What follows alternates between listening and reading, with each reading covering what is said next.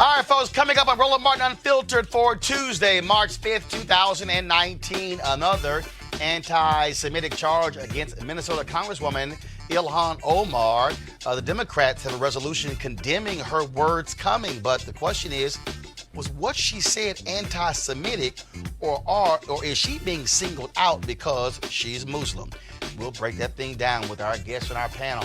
The House will also pass a voting rights bill, but Senate Majority Leader Mitch McConnell, he says he's not even going to bring it up for a vote. And also, you've heard various Democratic candidates talk about the issue of reparations. It is not a new conversation. Well, guess what? Joining us on the show is going to be Dr. Ron Daniels, who actually chairs the National African American Reparations Council. Julian Malvo, one of our panelists, is also a member of that.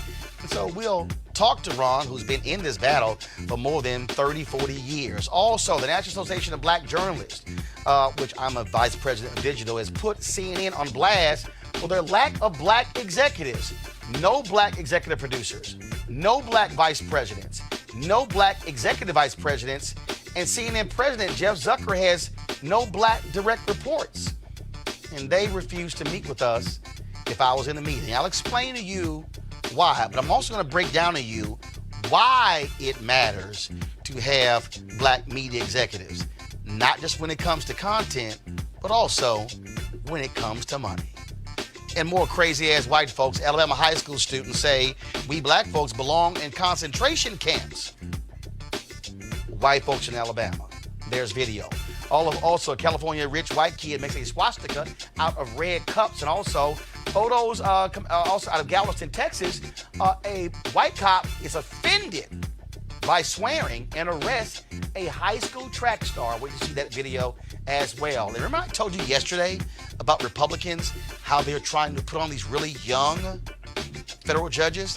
Today, they voted to approve a 37-year-old white woman who had only tried 4 cases in her career. It's time to bring the funk on Roland Martin Unfiltered. Let's go. He's got it. Whatever the biz, he's on it.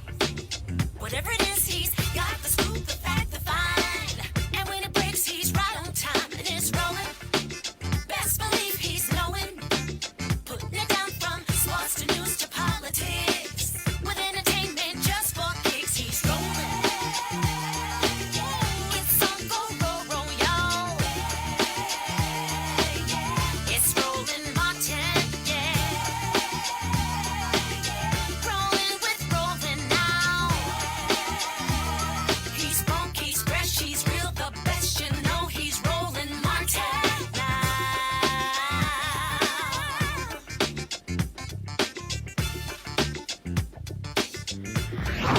Martin.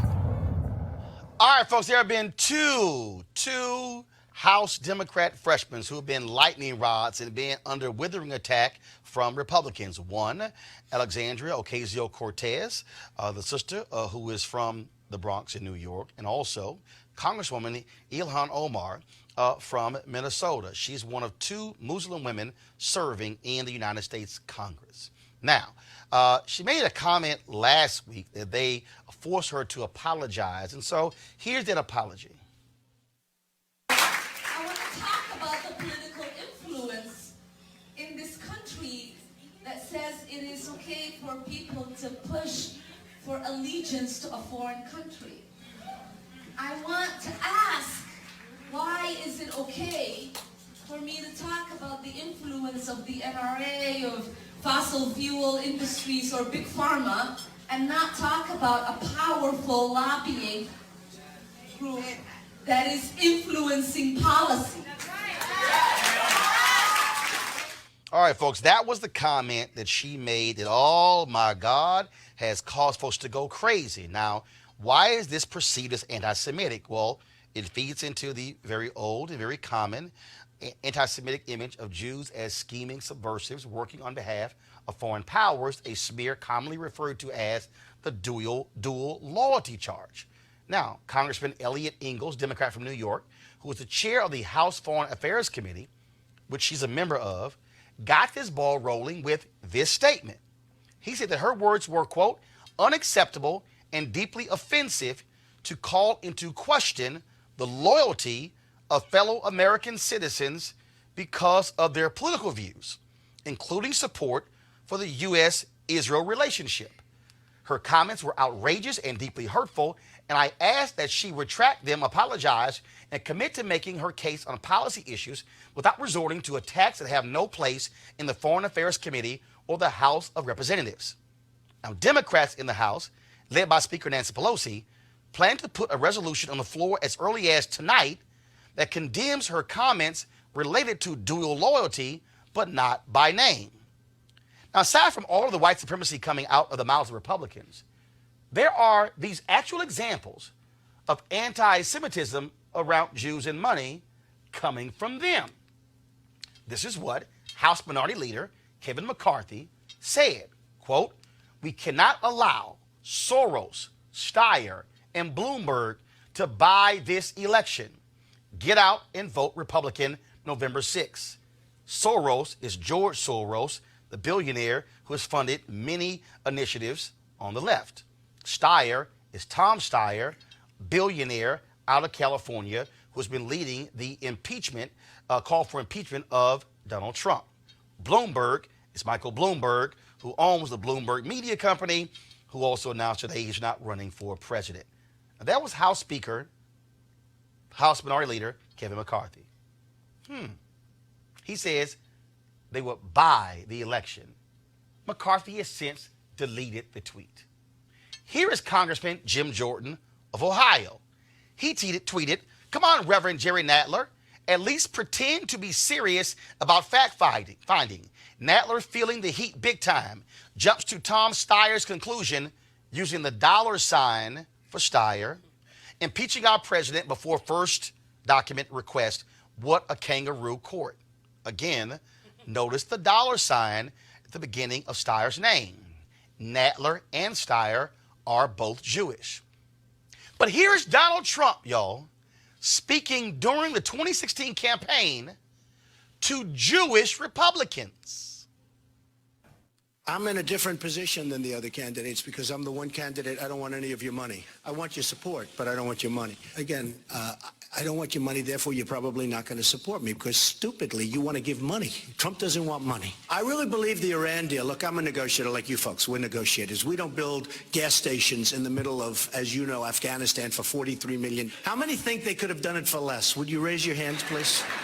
You want to renegotiate deals? Some of us renegotiate deals. I would say about 99.9. Is there anybody that doesn't renegotiate deals in this room? This room negotiates. I want to renegotiate this room. Perhaps more than any room I've ever spoken to.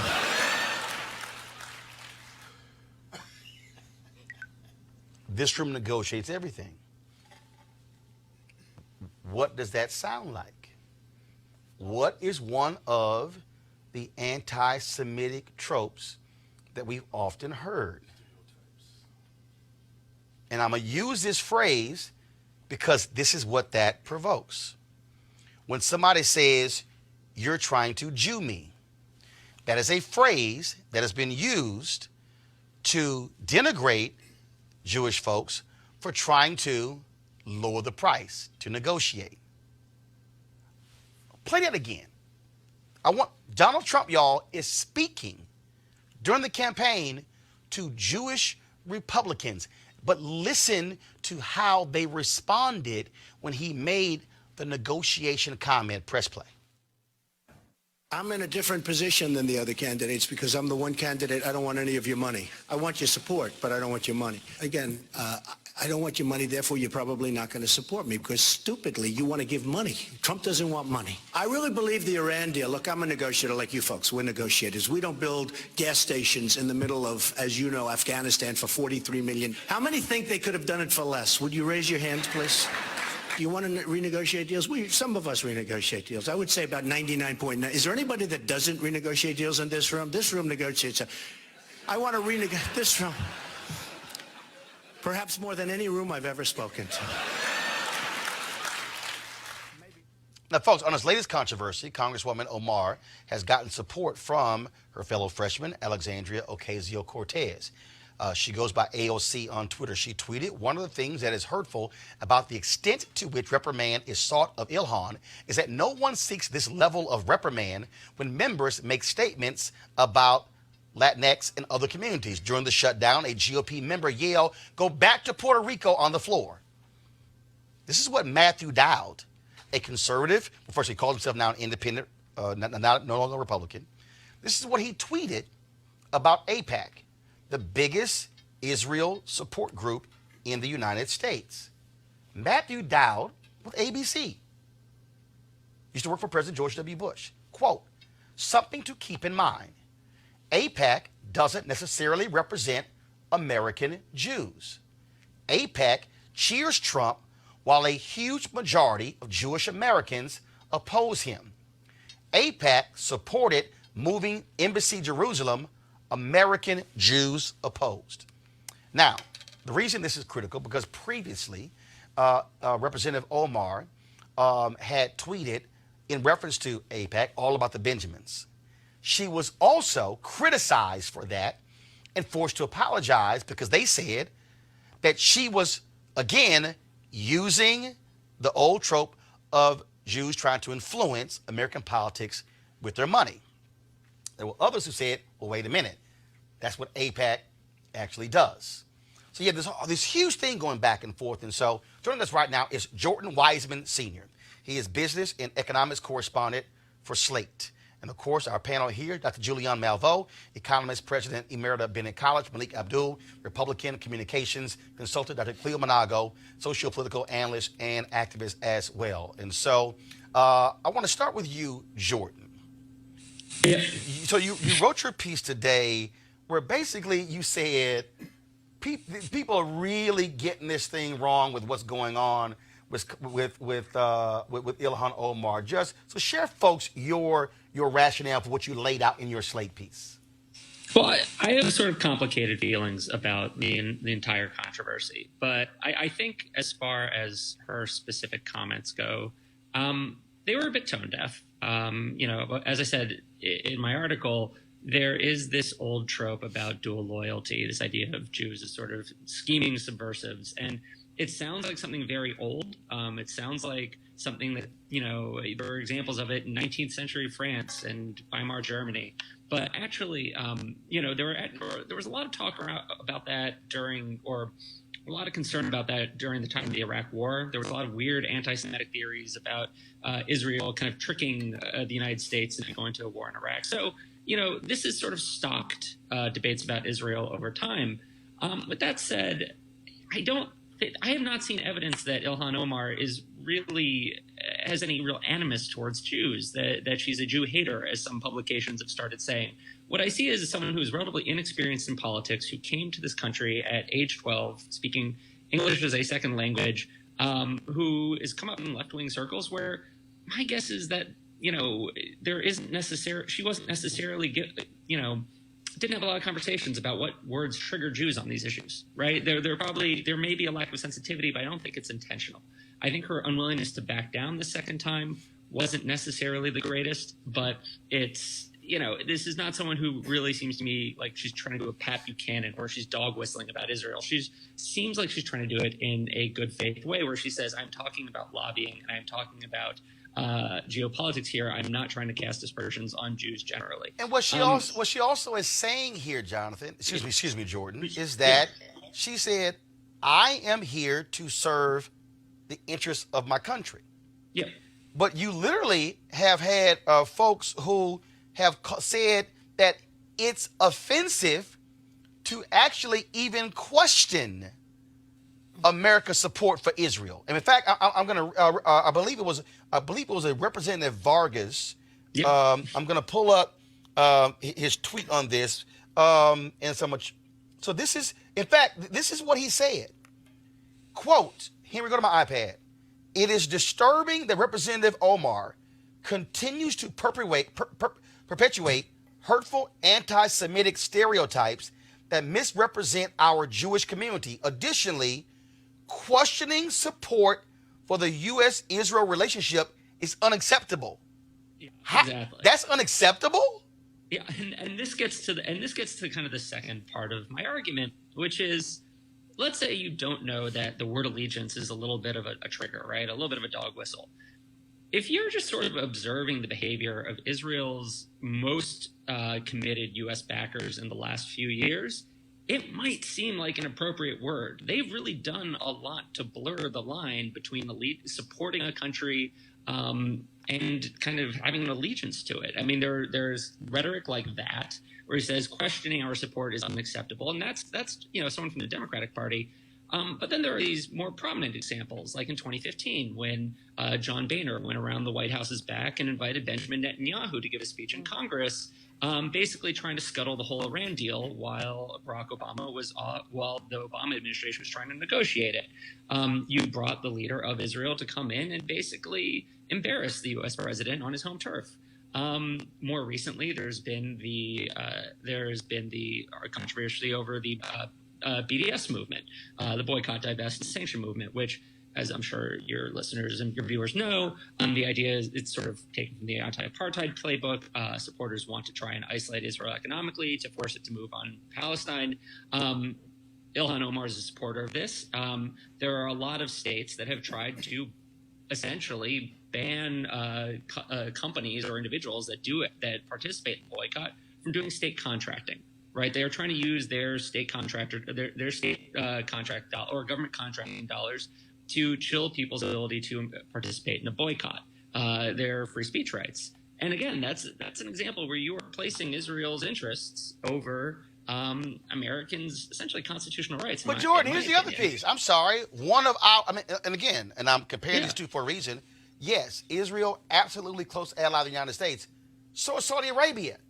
Yeah. So are we somehow to say, oh, no, don't you dare question America's support for Saudi Arabia, and it's unacceptable to challenge that when numerous people have been challenging that? When you have Khashoggi, the journalist who was killed by Saudi Arabia, but at the direction of the leader in Saudi Arabia, and you have the Trump administration all excusing it, and in fact, Trump wouldn't even issue a report to Congress when he was supposed to, and the Republicans are allowing him to get away with it. Oh yeah, they're yelling, oh, this is unacceptable. But the reality is, this notion that somehow no member of Congress can ever say anything that's remotely critical of Israel is absolutely crazy. I think that was an example. Vargas is sort of a common extreme example, but yeah, you don't typically hear that rhetoric about other countries, and that's what it comes back to is, there have been these points where the way Israel gets treated in U.S. politics it's unique, let's put it that way. And, this isn't about the way, and this isn't about Jews again. Vargas, as far as I actually don't know what Vargas's religion is. I don't, but, Israel supporters in the U.S. aren't all Jews. A lot of its most vociferous supporters are, evangelical Christians. Marco Rubio is a big supporter of Israel. He's not been bar mitzvahed. John Boehner, not bar mitzvahed. You know what I mean? So it's like, yeah, you're not talking about Jews trying to, the idea that, I guess in the end, it's like this has become this weird, blurry area is the bottom line. And I can't, what Omar is hitting on is that Israel gets this special treatment, and rhetorically and in the way our relationship works in general. And if she used a kind of, iffy word for it, allegiance, I think that the reaction to that is, has been a little bit overkill. All right. Jordan Wiseman, Senior Business and Economics Correspondent for Slate. I certainly appreciate it. Thanks a lot. Thank you. All right. I want to go to our panel here. And Malik, I'm going to start with you. And again, when you look at the freshmen who are new, Republicans are really targeting Ocasio-Cortez, targeting Omar, targeting Rashida Tlaib out of Detroit as well. And so what, from your perspective, what she said, was that anti-Semitic? Yeah, I don't know. I don't think I can really make that call. There are Jewish people apparently who are offended by that. I don't think that in this case, this doesn't seem like a Republican thing. I think you mentioned that the chair of the of the committee or whatever who were pushing this, he was a Democrat. Well, first of all, Democrats, he is, but also Republicans have also been calling for her Your president to also but at the end of the day, to be condemned. Right, but at the end of the day, these are Democrats who are actually pushing this. So I get the attention on Republicans, but in this case, No. Wait, one second. Well, Democrats control the House. Right. They are putting this forth. But Republicans are also going to vote on it. Right. They've also been calling for it. Right. So it's actually Democrats and Republicans. We Yeah, can actually discuss both at the same time. Well, yeah, but in this Hold on, case, Sudan. Go ahead. In this case, Democrats are actually they're in charge of the House, so Of course. it's really on them whether or not they're going to put the resolution forward. And it seems like it's something that's going to do. So I think what we should be talking about, and the question that you asked, whether or not that's anti-Semitic. I don't personally think it was, but there are a lot of things that I don't think that are offensive to me that are offensive to other people. Got it, Julian. First of all, it is not anti-Semitic to be opposed to the U.S. position on Israel. Let me repeat that because some people don't get that. It is not anti-Semitic to be opposed to our unwavering, blind support of Israel. Israel commits human rights violations against Palestinians repeatedly. There are so many things on the West Bank that we need to be concerned about. And the fact is that they get a disproportionate number of foreign aid dollars from us. To me, it's ridiculous. Angela Davis, Mark Lamont Hill, we can call the roll of those African-American intellectuals who've been targeted because they've done BDS, but support BDS. But more importantly here with this young woman and the freshman class, is that coincidental that these are women of color? I mean, is this a different standard that's being imposed on them? What you did at the beginning, Roland, was brilliant to show what the chucklehead had said, who lives at 1600 Pennsylvania Avenue, won't call his name. The president. The chucklehead. But also, these members of Congress who have also done this dog whistling thing connecting Jewish people to dollars. So she didn't do anything that they haven't done. In fact, what she did was much milder, and what she's doing is her job. She's saying, let's look at the relationship with Israel. How is it that this country is so sacrosanct that you can't even raise a question about our support of Israel? I'm not saying anything about, well, I will say this. I wrote my senior honors thesis, and this was 2 lifetimes ago. Some of y'all weren't born, about the relationship between Israel and the UN. This is interesting. Every UN commander who went to Israel in the 1940s after Israel was established went over there very pro-Israel. By the time they left, they had said that there was something wrong with the way that Israel approached the Palestinians. This was consistent, whether they had come from Denmark, Sweden. Basically, they went over thinking these Jewish people who have been persecuted by the Holocaust, which we are not Holocaust deniers, we know that, persecuted by the Holocaust, deserve a country. But when they saw the way Palestinians were being treated, they said, wait a minute, we got to back up here because people are not being treated fairly. But here's the interesting. So last week, guys, if you have that poster, please show it. Last week, the West Virginia Republican Party posted this photo. Never forget, you said, I am the proof you have forgotten. They literally were trying to tie this congresswoman to the attacks on 9/11. That caused fights in West Virginia. Folks, the National Republican Party, GOP chairwoman Roland McDaniel, they have not condemned that poster. Donald Trump has not condemned that poster. Some Jewish groups have done so, but it's a perfect example of the West Virginia, and when you say it had to do with Republicans, this was a state party, Cleo, doing this, but folks are saying, condemn her, but say nothing about them. The bottom line is Omar's comments were not anti-Semitic, and that's a defensive, biased criticism to shut anybody down who has a disagreement with Israel. It's really that simple. She did, and I really hate that she apologized, because when you apologize, it implies that you were wrong. And she is not wrong. I don't agree with Wiseman's comments about she came in when she was 12 and maybe she doesn't know what to say and how to be politically correct in the presence of Jews. No, she's told the truth. And as everyone, well, as Dr. Malvoisin mentioned, I mean, every time you talk about something around the Jewish state, you could say that you don't like anything and you're called anti-Semitic, and they are biased and they're strong. It reminds me of other communities. There's other communities in this country, like the LGBT community. If you even whisper something, they claim is anti-homophobic. They roll out all of the guns. Sometimes they're wrong, but they're being offensive because they have power. And the bottom line is the white Jews have power. And let's be real clear. Let's be real clear. We have seen a dramatic increase in this country in racial attacks. We have seen an increase in Jewish attacks. And the reality is anti-Semitism and Islamophobia, just like white supremacy, are all wrong. But it still goes back to, I go back to that representative who said that you dare not question America's relationship with Israel. When you look at, you mentioned Angela Davis, the pressure the Jewish donors placed on the Birmingham Civil Rights Institute to rescind the award to Angela Davis because she supports the campaign to boycott Israel, BDS, which is tied to the support for Palestinians. You look at CNN firing Mark Lamont Hill because of his comments at the United Nations in support of the Palestinians. But you can also talk about the reality of Jonathan Pollard, somebody who spied against the United States and Israel, wanted us, the president, to release, and he's since been released, to release him because, well, he was doing it for us.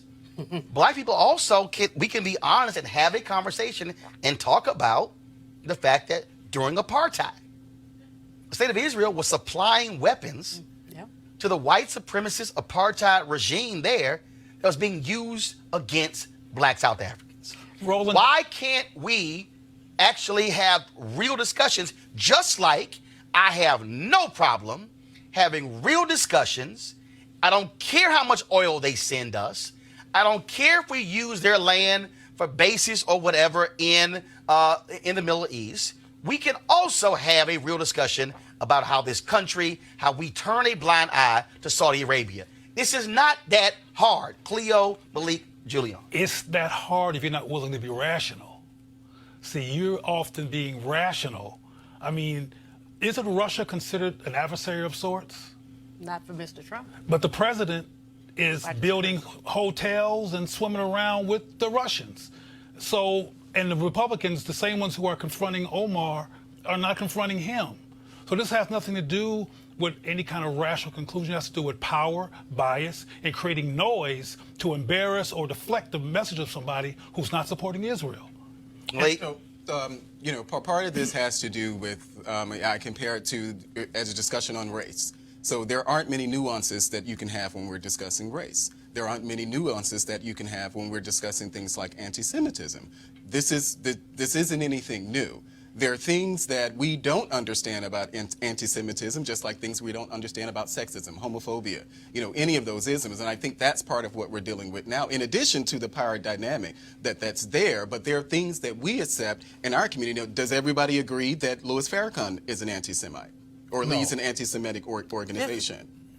Roland, this is how irrational this is. But again, though, the issue he's here, a critic of Israel. But the issue here is, if she chooses to be critical of Israel, the branding of an anti-Semitic doesn't matter. And I don't care. Shut it down. And want her to give up her. They want her to give up her position on the committee because she is. Well, some want her to quit Congress. And that's ridiculous. Go ahead. This is how irrational this is. There's a Muslim woman who is a special education teacher in Texas. Yep. Texas has passed a law that says you cannot have a contract with the state of Texas if you support BDS. And in fact, that was the first bill the Republican Senate took up in the new Senate to actually make that federal law.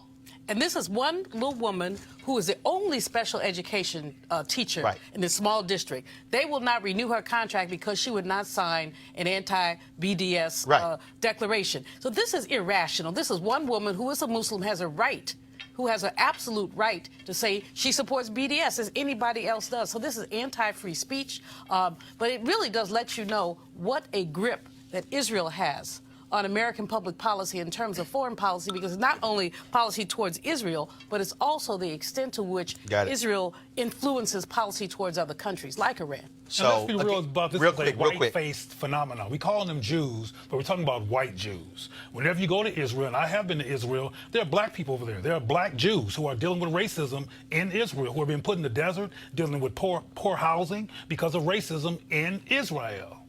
And that's part of Mark Lamont Hill's critique of them in terms of their imbalance, in terms of liberty and really having justice.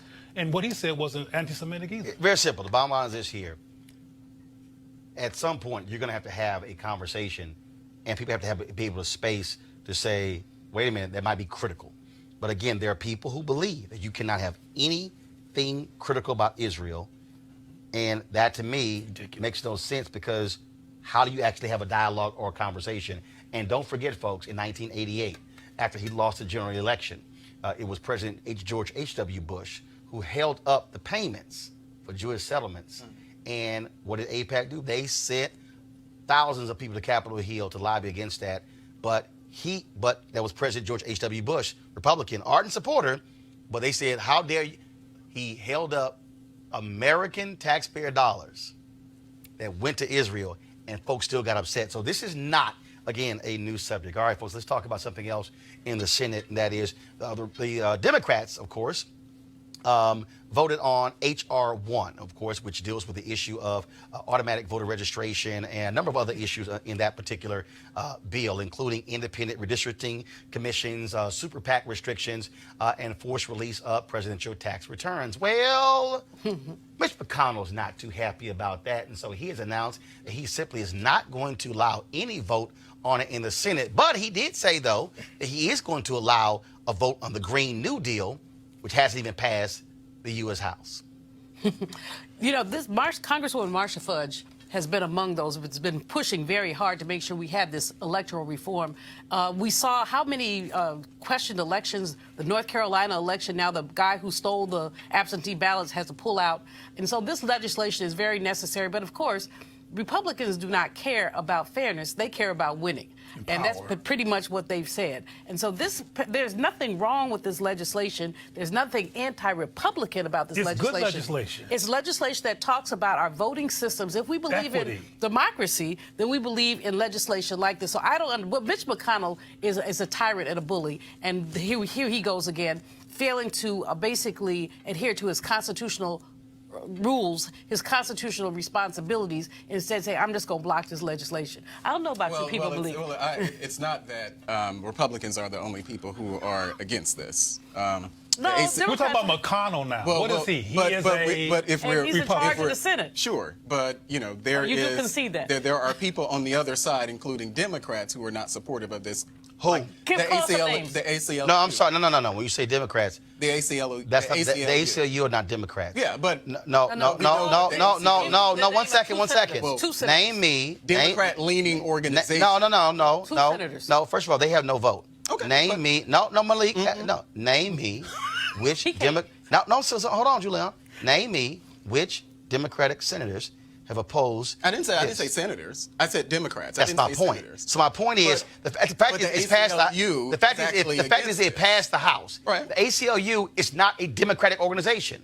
The ACLU, but it doesn't. It leaves doesn't? The ACLU. It leaves libertarian, frankly. Well, right. Well, libertarian then. That ain't liberal. Okay. Well, the ACLU is actually against it. So there are parts of it that I agree with the bill. Things that dealing with early voder registration. Malik, let's concentrate on the name. Okay, so now we have to just focus on. We can't focus on that there are people who are actually. No, let's focus on the person who we have to focus on. Let's focus on McConnell, who's in a position. We just focused on. No, Malik.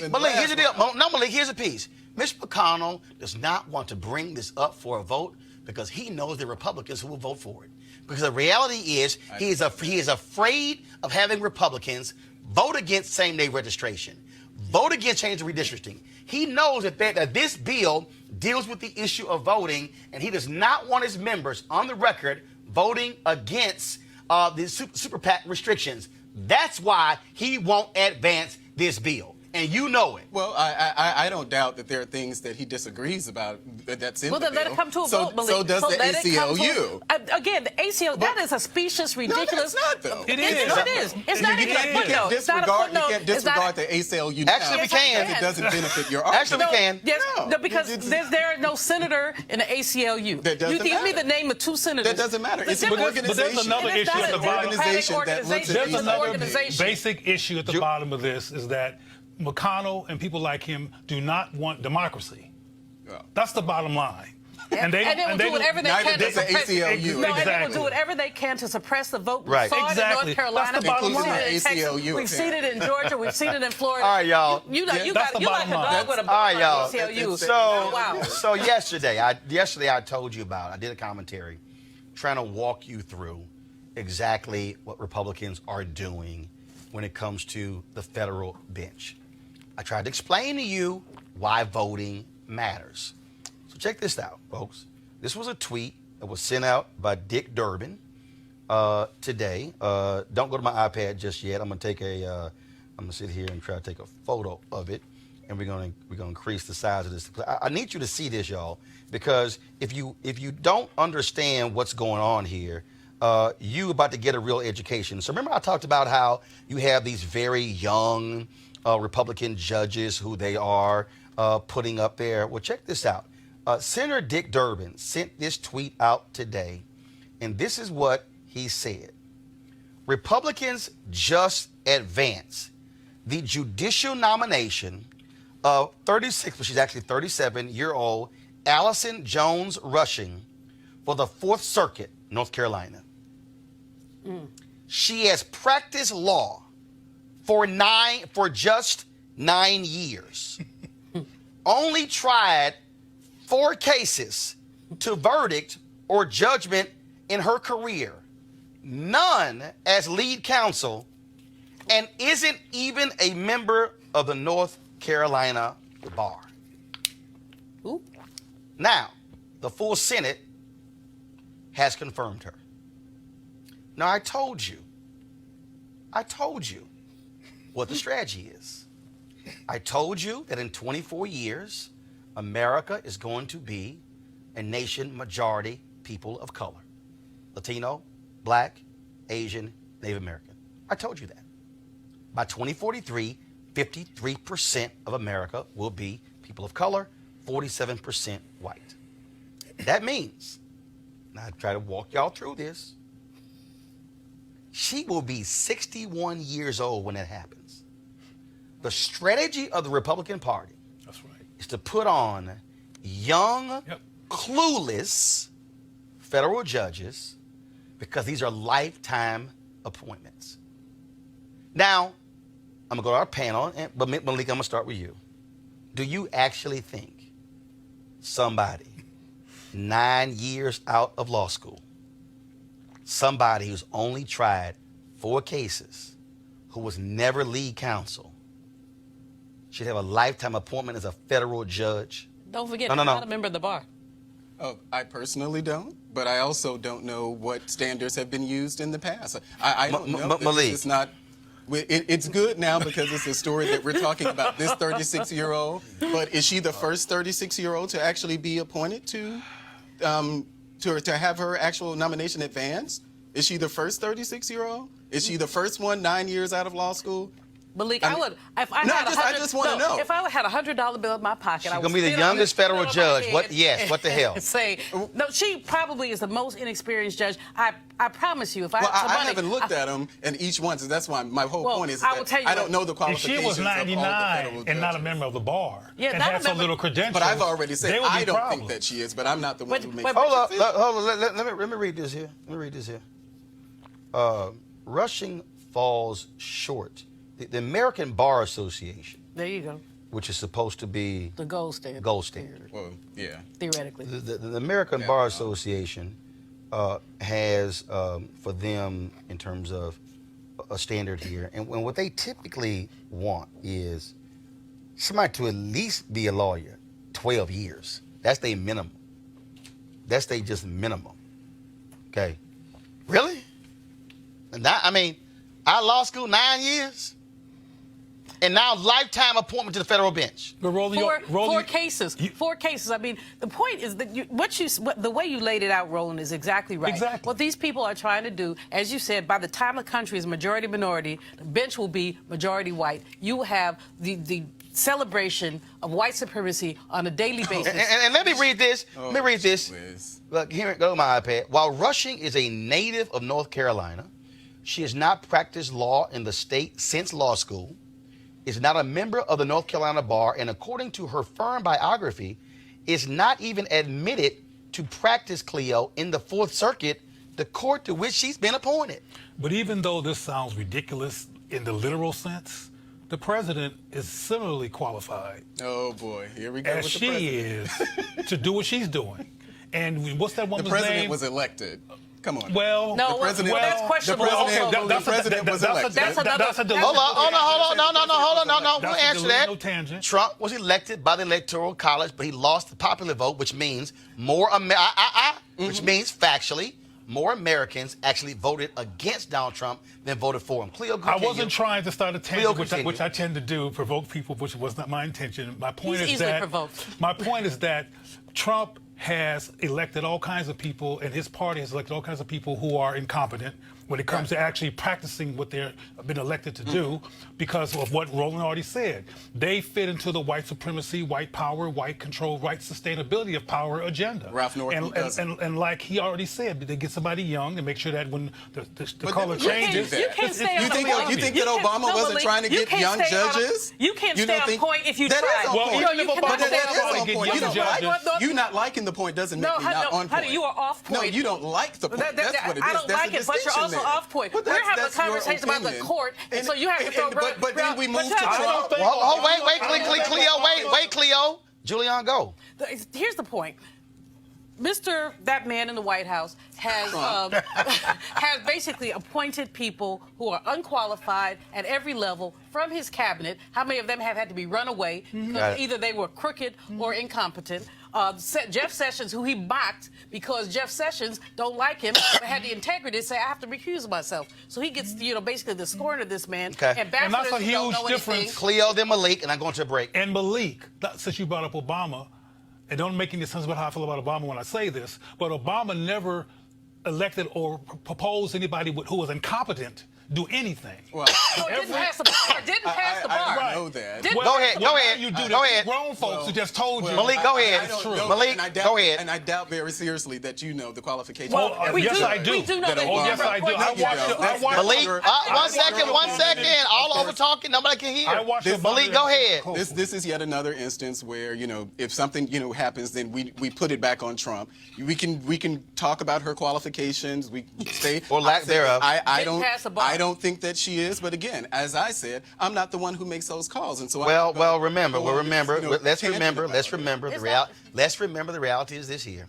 That is, we know who's controlling his judicial picks. That's right. And it's not him. The It's the Fairless Society, and what they want, young, far right-wing conservatives on the bench. Got to go to break. We'll be back. Roland Martin Unfiltered, just a moment. Hey fam, I want you to like, share, and subscribe to our YouTube channel, youtube.com/Roland S. Martin. And don't forget to turn on your notifications. Okay, folks, a lot of people here, guys, hold it down. A lot of people here, of course, focused on their health, trying to get healthy in 2019. And that means any number of ways in us doing so.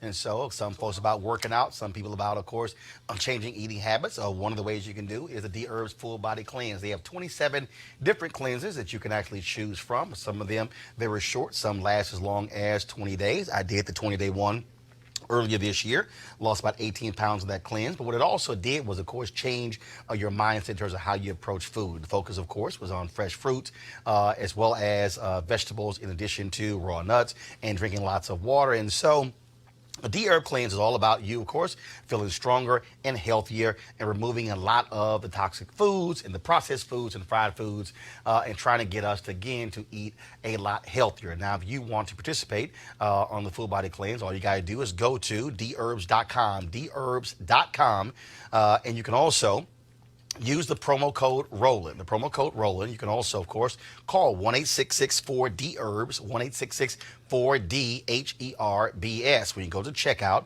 again, use the promo code Roland, and you'll get a discount at the checkout. And so the Dherbs Full Body Cleanse, we certainly thank them for being a partner here at Roland Martin Unfiltered.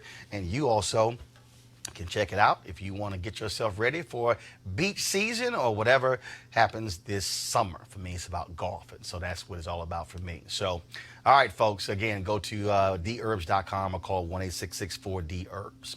All right, so we've had presidential candidates, okay, being asked the question about the issue of reparations, and it has come up, several different candidates. Now, first of all, the idea of reparations is not new. You know, there are some people who believe that it is new, but actually it's not new. Nope. You've actually had this discussion of reparations ever since slavery ended.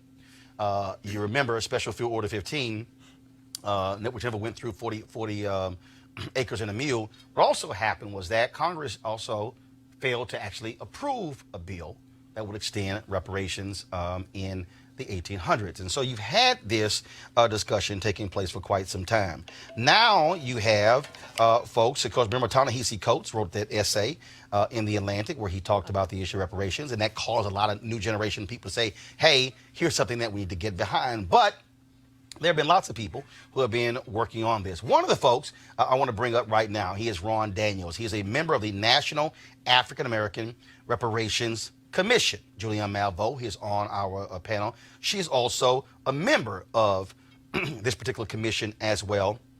And so I want to start with you, Ron, first, because again, for folks who don't know, first of all, how long have you been involved in this discussion of reparations? I've been involved in the discussion about reparations most of my adult life. I mean, I can't remember when I was not involved with it. That's probably half a century, working with NCOBRA, the National Coalition for Reparations for Blacks in America, and working with Congressman John Conyers forever in terms of trying to get H.R. 40, the Reparations Study Bill, which is now a bill to study reparations proposals, passed.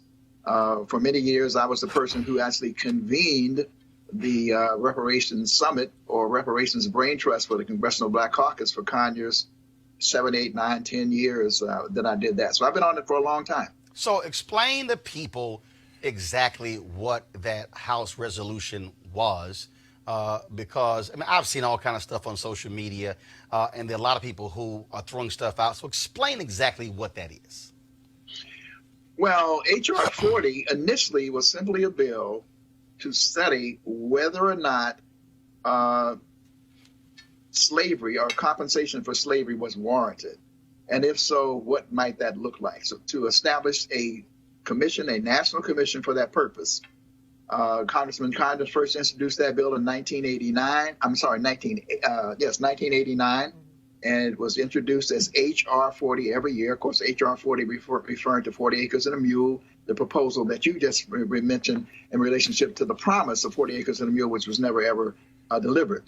However, through the National African American Reparations Commission, on which Dr. Julianne Malveaux sits, we were able to say, wait, there has been plenty of studies, and Roland, you know this, there is such a volume of information and studies coming out now, all of which show a direct linkage between slavery and the enrichment of this country, but also the wealth gap, the dispossession, the damages done to Black people in this country. So we were able to persuade Congressman Conyers to change the bill from a study bill to a remedy bill. So now it is a bill to study reparations proposals for African Americans. So it's no longer a question of saying, should we get reparations? It is now about saying, what should that look like? And as far as I'm concerned, when it looks at the presidential candidates, I think it's a very positive development, because what it shows is that the movement over time, including the work of Ta-Nehisi Coates and others, has really been strong enough and the movement for Black Lives and of course the work that we've been doing with NARC, has pushed these candidates to now recognize that it is a major issue on the agenda of Black America. Julian, so my view is that all of them should be supporting H.R. 40, because in some ways, many of them sort of seem to be not knowledgeable. They don't know. They have different formulations. Well, the best way to handle that really is for them to, in fact, push forward with HR 40. But Julian, what's interesting is you have folks who say, no, HR 40, that's not enough. You need to push even further. When I was on Fox Business, Charles Payne said, well, Roland, how much and who benefits? I said, dude, first of all, you're going way ahead. And the reality is here. I was asked about it. I got no problem saying it. I said the reason I said I was not a part of the movement, I said because the question is, I said, where are the votes? Where are the 278 votes in the House, in the Senate to actually get it signed? What you also have, though, is that, and I interviewed them and actually supported these efforts. You look at Tulsa, in Oklahoma. You had Willie Gary. You had Charles Ogletree. You had Johnny Cochran. And so the state of Oklahoma apologized for Tulsa, but would not deal with the issue of reparations. I interviewed some of those original survivors, and they were in their 90s, and it was amazing to meet them. If you talk about Rosewood, you can go through American history, the number of black towns that were literally burned down and black people not compensated. And so what do you say, Julian, being any comments to people who say, no, you can't just support the study, you got to absolutely be on record to completely support reparations? Well, the studies, what basically the HR 40 as it's constructed now, looks at a series of remedies, actually looks at things that people have proposed. And NARC has proposed a number of things. This is not about giving every black person a $50,000 check. Really, it's about rebuilding. It's about restorative justice. So it's about rebuilding our HBCUs. The UDC president, Ron Mason, said to me the other day, reparations for him would be making all of our HBCUs vital. And hold on. I want to stop you right there. Because, again, you just said this is not about giving each person a check. When you see this conversation, there are those who see it that way. No, this is about individuals getting money directly from the government and then do whatever they want with it. It's about communities. It's about rebuilding our community. Once upon a time, Roland, we had over 120 black-owned banks. Now we have 23. Right. Some of it had to do with carelessness on our part. Some of it had to do with other stuff. Some of it had to do with regulations and legislation that pushed our bankers out. How do you go from 100-some banks to 23? That's restoring our banking ability, restoring our educational ability, even restoring our health. If you look at the ways that enslavement has affected our health, I mean, we have a whole 10-point program that really talks about the various ways that restoration can take place. And it's not only about we've worked at NARC with reparations groups all over the world. So we're looking at CARICOM and what's happened in the Caribbean and in other places. And Dr. Daniels has just done yeoman's work in pulling together a bunch of thinkers and talkers to get us to really put something together. We've been all over the country, New Orleans, New York, having hearings about this. Here's my biggest disappointment, Roland.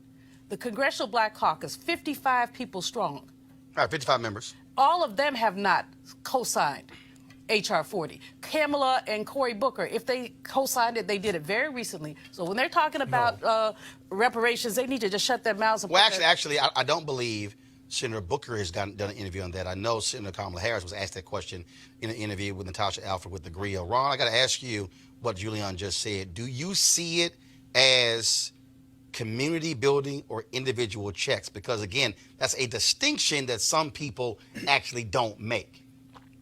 Well, I see it as corporate and collective, though I defend the right. There's some people who still, debate and say it should be individual. The problem with that, frankly, Roland, is it's hard to trace the lineage back to individual African Americans. And that's one of the things that happens within the court system. You run into the question of standing. But even as you said before, even in Tulsa, where they found the people, you still had a situation where the compensation was not forthcoming. So wait a minute. So we ought to do it collectively.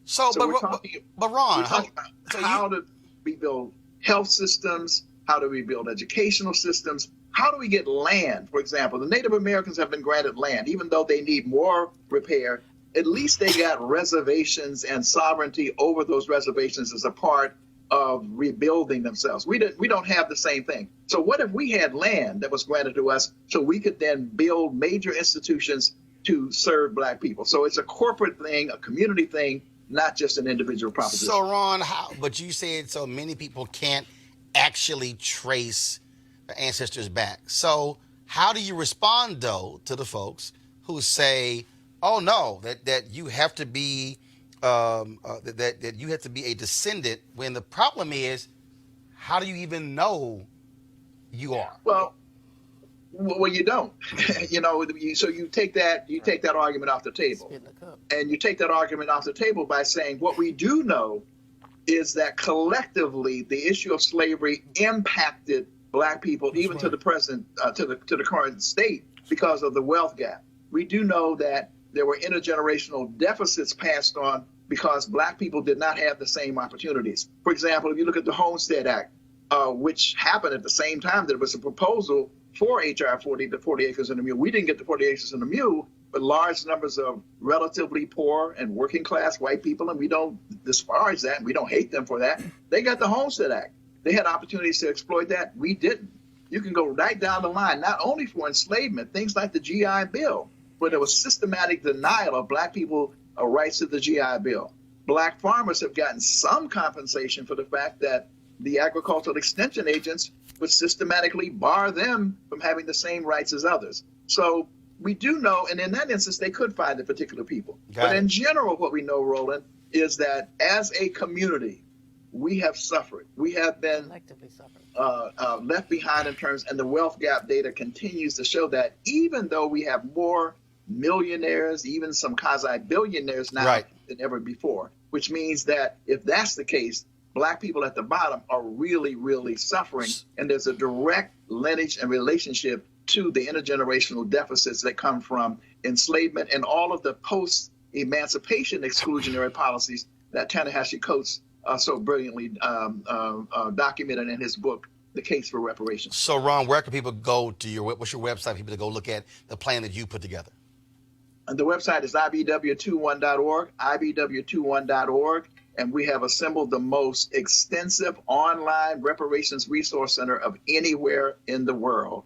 And again, we appreciate this opportunity because it's important for your viewers to also know there is a National African American Reparations Commission. And of course, Dr. Julianne Malveaux sits on it. All right, then. I really appreciate it, Ron Daniels. Thank you so very much. All right, folks. Today, National Association of Black Journalists dropped a statement placing CNN on a special media monitoring list, also calling for there to be a civil rights audit of the cable news network. Here we go to my iPad. This is the statement that was sent today by NABJ that says, NABJ, that a special team will perform further research and analysis of CNN's diversity, inclusion, and equity practices per the NABJ board's directive. The special team will also publicly report on identified deficiencies in hiring a diverse workforce in news decision-making capacities at CNN.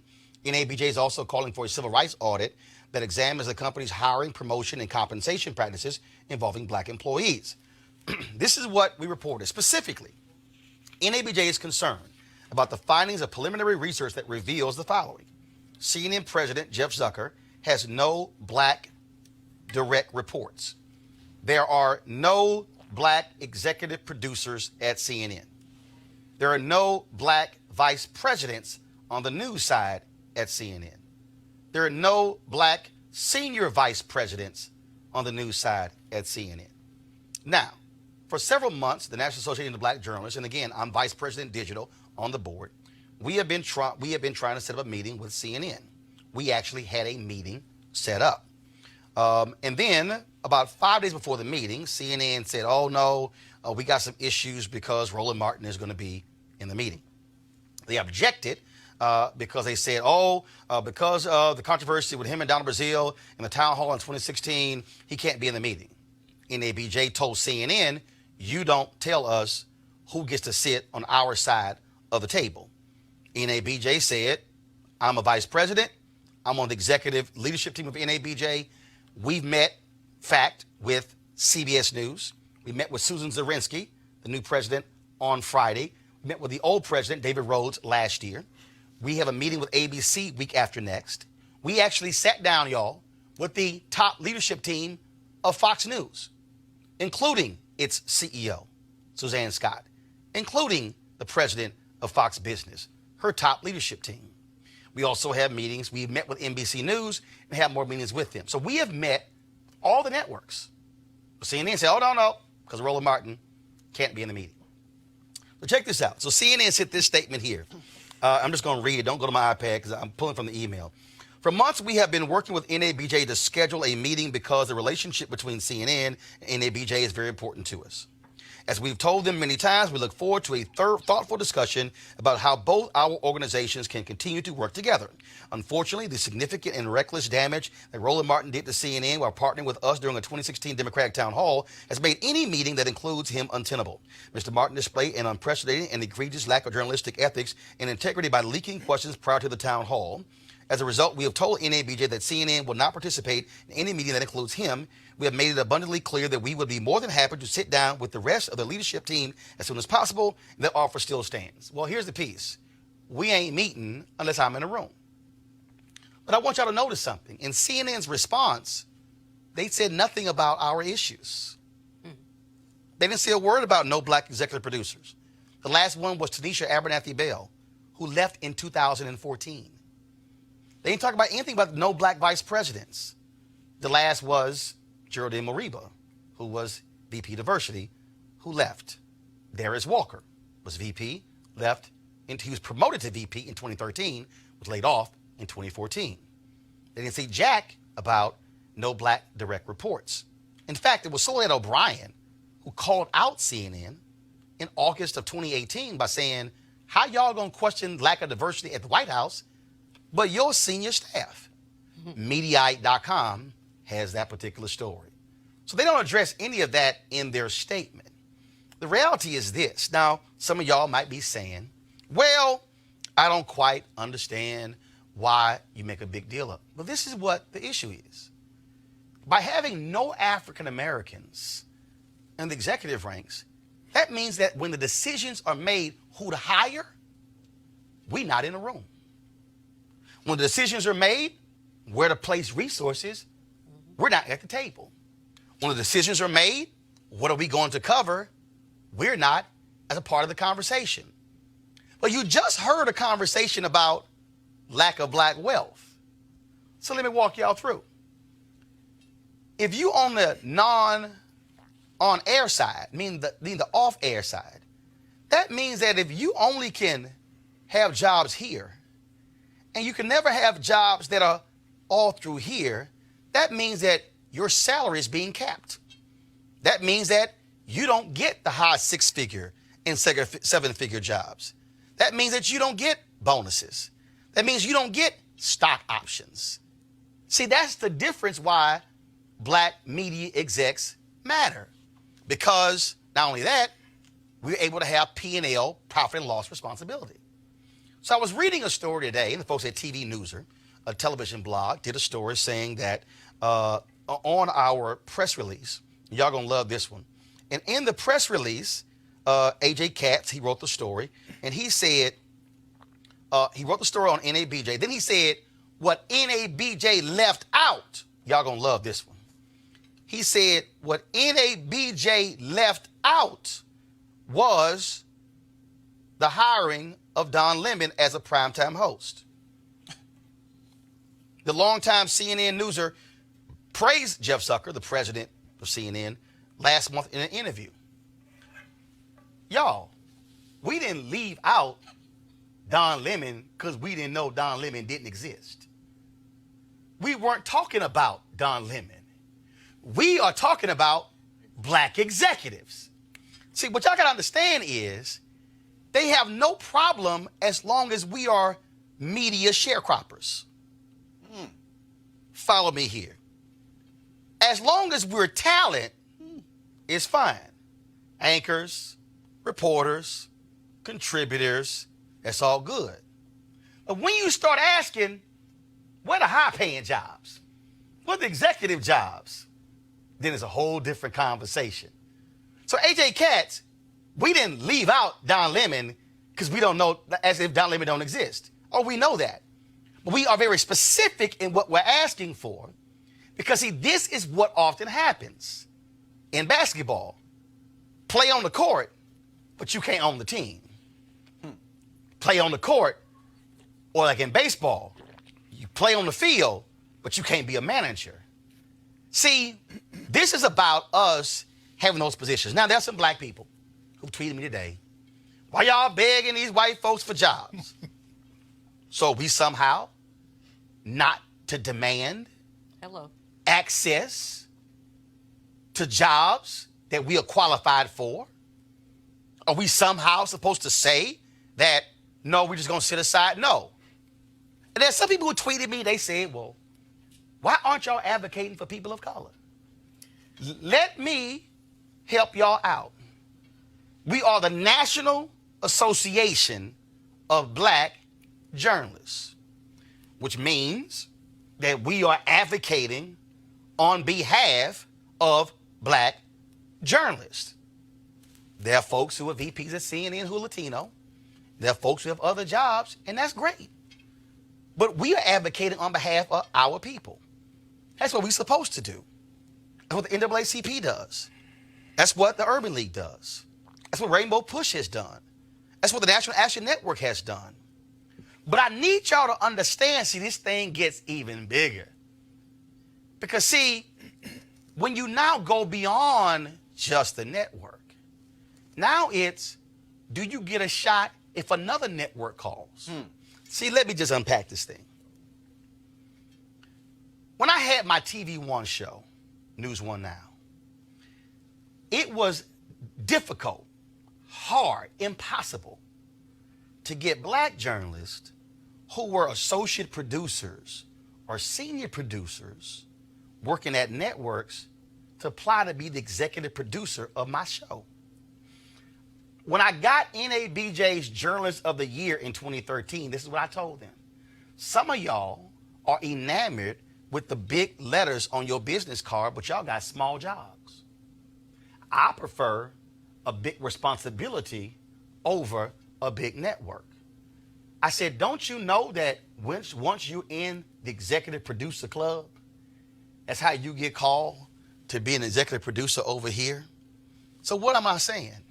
Well, if there are no black direct reports to CNN President Jeff Zucker, and there are no black senior vice presidents, and there are no black executive vice presidents, well, when there's an opening at CBS, at NBC, or at ABC, or at Fox News, or at MSNBC, or at Bloomberg, or CNBC, or any of the networks, who you think is going to get called?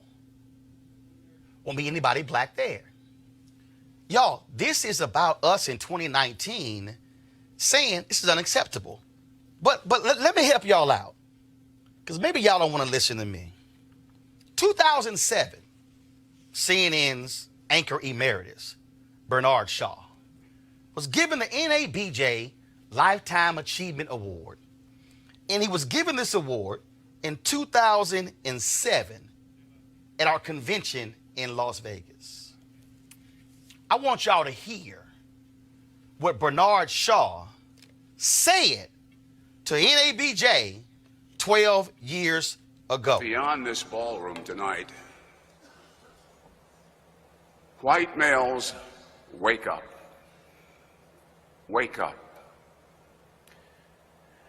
Globally, you are an island speck in an ocean of color.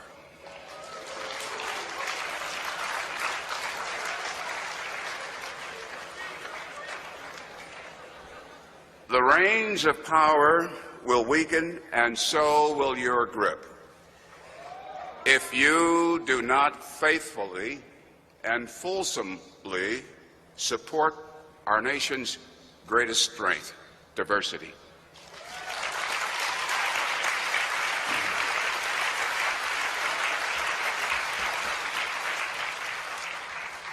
If you do not share, you will lose. Diversity. Diversity is not racial, ethnic, or gender encroachment. Diversity is our national survival. To you caught in the middle, stay vigilant. You must stay strong. You must carry on. If not you, who? To you, starting careers, embrace risk. Mold change, making it work for you. Better to walk the plank of change than regret steps not taken. Work hard. That was Bernard Shaw, y'all. Now, let me just lay some out to you. I said that I had communicated with several black people in 2016 because I wanted, and I talked to Greg Carr, Howard University, Eddie Glaude at Princeton, Donna Brazile, and some Black Lives Matter activists on black questions for our town hall. It wasn't a debate, it was a town hall. Hillary Clinton, Bernie Sanders, CNN TV1. Don was one of the folks. We were working on questions. Roland didn't leak a question. These are black people who I was communicating with. Donna Brazile sent the question to someone in the Hillary Clinton camp, not at my behest. She was wrong for that. She admitted she was wrong for that and that she should not have done it. So those are facts. Those are facts. So Jeff Zucker, he's upset, he's mad. I got you. But let me be real clear. This ain't about Roland and CNN. This is about whether or not this news network that generated $1.2 billion in profit, that has black folks who are watching it, has an open workplace where black folks feel that they have a sure shot at being able to be promoted in the network. And I said, somebody, and let me be real clear with y'all, I spent 6 years at CNN, 2007, 2013, it'll be 6 years since I've been gone next month. And while I was there, I was fighting for black folks to get hired. While I was there, I was fighting for black folks to be hired in executive positions. While I was there, I was fighting for black people to be hired on air and off air. And so my entire career has been about focus on African Americans being able to get shots in media. I've supported black media and black ownership, but also us having a job in mainstream. But what will not happen is someone tells a black organization who you can and cannot have at the table. Because the reality is this ain't about me and 2016 and Donna and what she did. This is about whether or not you have a workplace and executives who have the willingness to do what Bernard Shaw said, and that is recognize that America ain't the nation it used to be. And there's no reason in the world that CNN has fewer black executives in 2019 than when Jeff Zucker got hired in 2012. That is what they should be offended by. That is what they should be concerned about. And what they should be saying is, NABJ, how can y'all help us fix this? But if you want to make it about me, go on right ahead. But we are not going to back down and not fight for black journalists. I'm going to go to my panel real quick here. This is about economic opportunities, Julianne. Nothing but. And Roland, you know, this is the height of white supremacy. For white folks to tell black folks, we're not going to meet with you unless you meet on our terms. You're an officer of NABJ. You know, you have a right to be in the room. Officer, 3-time board member, life member. Okay. Sorry to sell you short, but I know it's all good. It's all right. But you know, but basically, NABJ advocating for black journalists has a right to determine who's going to be in that room. White supremacy suggests that white voices are the only voices that are important, and that they dictate the terms and conditions of conversation. And you're absolutely right. Who gets the stock options? Who gets the multi-week vacations? Who gets the employment flexibility? The people are higher up the totem pole. So yeah, there are lots of black contributors at CNN. We know what contributors make. They're on contract per appearance. They make no decisions. They don't even make a decision on when they show up. They call them when they want them. In terms of the executives, those are the people who are making the decisions that need to be made. And so I applaud NABJ, and I applaud you. And stand your ground, man. Stand your ground. Gotcha. And again, what I want, Malik, for people to understand, and I want people to understand, see, I ain't got no problem being transparent. I ain't got no problem saying what happened and what went down. I have no problem with that. But my deal is, CNN, you're not going to deflect the issue, no black executives. Not a primetime host, not somebody on the weekend, not somebody who's a contributor, but where are the black executives? Because see, the black executives, when they in a room, it's also, why are we paying so-and-so that? Why aren't they getting paid like so-and-so? See, power is when you at the table. Shirley Chisholm said, if you ain't see the table, pull a chair. Hell, you can't even pull a chair up because you don't even have people who are in a pipeline to even be able to walk past the room. Yeah, and so this is one of those instances where blacks just in general, you know, there needs to be more coming together around issues like this. We should always be challenging all of the networks, and especially CNN, to increase their diversity, but we don't do that enough. You know, don't just allow, whether it's Fox or CNN or any of these networks, don't just allow them to play to our sensitivities or our fears or, you know, any of our isms that we may have. Challenge them on things just like what we're talking about, what you're doing. You know, don't do it in the fact that they, now I will disagree a bit. I don't know if that has a lot to do with white supremacy, the fact that they decided that they didn't want to have you at the table, as it is just that sort of power structure that and it's the same that exists in Fox or probably any other place of business. I don't think it's necessarily about white supremacy. Someone said, and I forgot who it was, that if you're not at the table, you're on the menu. And black folks are always on the menu to dice and slice and manipulate. My concern here, Roland, first of all, congratulations for taking this effort, because I've said a long time ago that the final frontier for black people is to have some control over the media, because black people watch the media disproportionately, and it has a huge impact and often a negative impact on our self-concept. But I want us to watch out for tokenism, because white supremacy is very slick and likes to stack the deck and do deceptive things and make itself look like it's doing the right thing. We got to make sure that when they do feel forced to hire somebody black, that it's not a token. There's not a black person who has no relationship to black people in black community at all, or even a black partner. Oh, absolutely.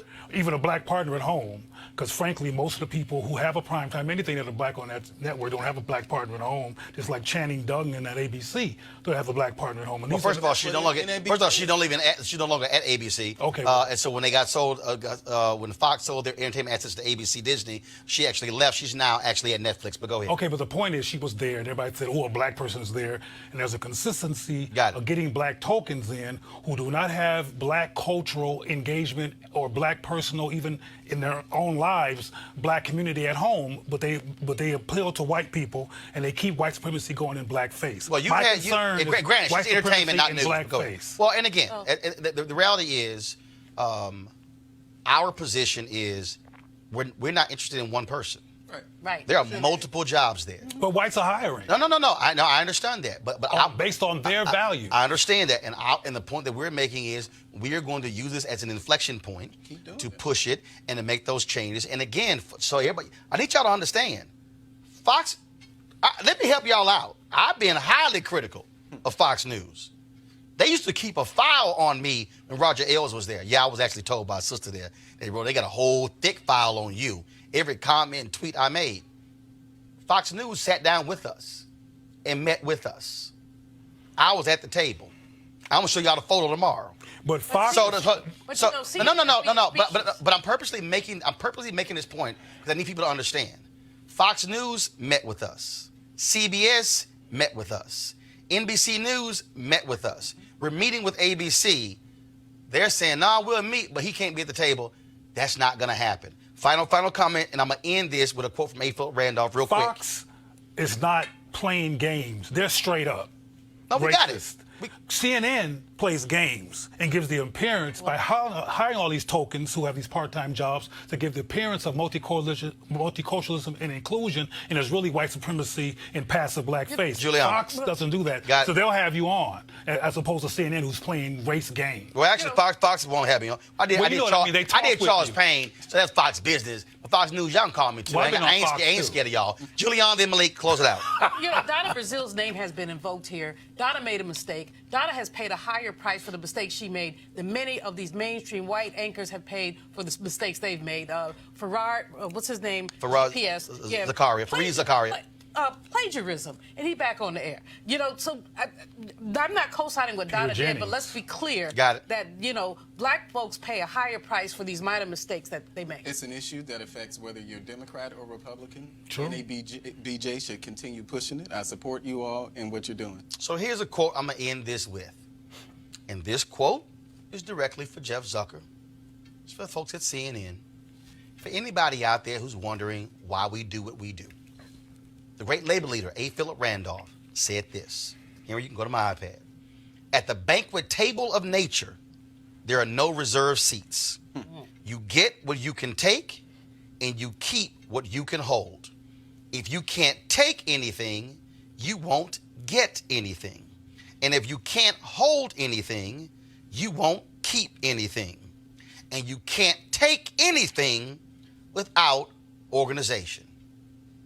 Frederick Douglass, power concedes nothing without a demand, never has and never will. And that's precisely why the National Association of Black Journalists, founded by folks like Chuck Stone, like Vernon Jarrett, like Max Robinson, like Maureen Bunyan, Dorothy Gilliam, they founded this precisely because we were here to fight for black journalists. And CNN, y'all can refuse to meet with me, but you have new bosses now at AT&T. We'll be happy to meet with them. Folks, you can support RolandMartinUnfiltered.com, the show by going to RolandMartinUnfiltered.com, joining our Bring the Funk fan club. Every dollar you give to us goes to support what we do here every single day. So please, you can do it by Cash App, PayPal, or you can also take advantage of Square. Also, look, if you missed the show, let's say you want to hear it on the go, download our podcast. Go to SoundCloud, Spotify. You can also go to iTunes as well. Every show that we do, not just on YouTube, Periscope, Facebook, but we also have an audio podcast of all of our shows. And so definitely download our podcast for you to have the show on the go and spread the word as well. Malik, Julian, Cleo, we certainly appreciate it. Thank you so very much. Folks, I got to go. I'll see you guys tomorrow. Same bat time, same bat channel. Black time. And guess what? We're going to still be black. Out. black, black, black.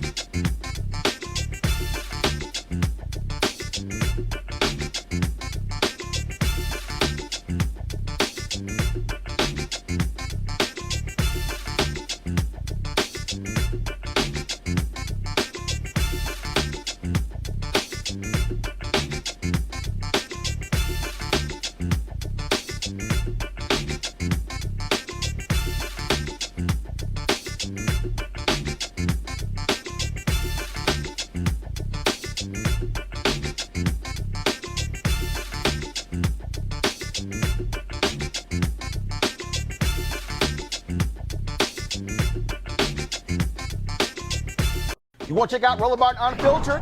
YouTube.com/Roland S. Martin. And subscribe to our YouTube channel. There's only one daily digital show out here that keeps it black and keep it real. It's Roland Martin Unfiltered. See that name right there? Roland Martin Unfiltered. Like, share, and subscribe to our YouTube channel. That's YouTube.com/Roland S. Martin. And don't forget to turn on your notifications so when we go live, you'll know it. Hey fam, want to check out Roland Martin Unfiltered? The blackest show on all of digital, cable, and broadcast. Check out our audio podcast. There's only one daily digital show out here that keeps it black and keep it real. It's Roland Martin Unfiltered. Press play. You want to support Roland Martin Unfiltered?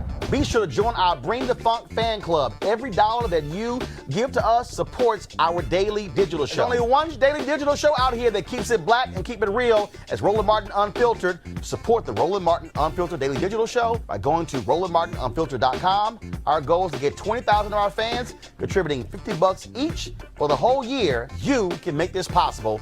RolandMartinUnfiltered.com.